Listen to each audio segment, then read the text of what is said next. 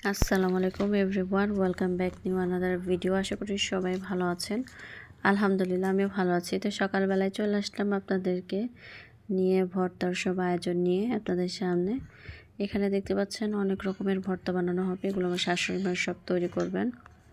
আজকে হচ্ছে খুদের ভাত রান্না হবে আমাদের বাসায়। তো এখানে মনে হয় সম্ভবত ধনেপাতার ভর্তার এখানে কিন্তু ভর্তা বানানো শেষ। 5-6 রকমের ভর্তা এখানে বানিয়েছেন। সাথে কিন্তু যে দেখেন খুদের ভাত, অনেকে কিন্তু এটাকে বোয়া ভাতও বলে থাকে। তো এক এক অঞ্চলে এক এক রকম বলে থাকে। তা আমরা হচ্ছে খুদের ভাত বলে থাকি। তো কারা কারা খুদের ভাত বলেন আমাদের মতো অবশ্যই কমেন্ট বক্সে জানাবেন।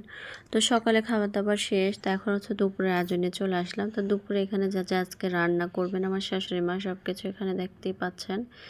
কেটে বেছে ধুয়ে রাখা হয়েছে সুন্দর করে। তো আমাদের বাসায় কিন্তু সবসময় এরকমভাবেই সব কিছু রেডি করে নেয় রান্নার আগে। এমন না যে আমি ভিডিও করব বিধায় এভাবে করা হয়। আমাদের বাসায় সবসময় এভাবে রান্নার আয়োজন করা হয় আর কি। রান্না করার আগে সব কেটে বেছে ধুয়ে রাখা হয়। তো এই যে এটা হচ্ছে আমাদের গাছের সাজনা আলু, এটা দিয়ে হচ্ছে মাছের মাথা যেগুলো ভেঙে রান্না করা হবে সাজনা তরকারিটা। ওদিকে আবার মাছের তরকারি রান্না করবে। তো আমি আর ক্যাপচার করতে পারিনি। তো এখানে হচ্ছে বেগুন দিয়ে বড় মাছ রান্না করেছে ঝোল কম দিয়ে, আর সাথে এখানে হচ্ছে চাল কুমড়া দিয়ে ডাল দিয়ে রান্না করেছেন।